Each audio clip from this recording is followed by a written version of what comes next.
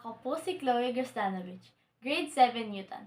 At ang aking talento at hilig ay ang pagtugtog ng iba't ibang instrumento katulad ng gitara at violin.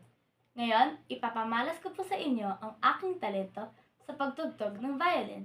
Sana po ay magustuhan ninyo.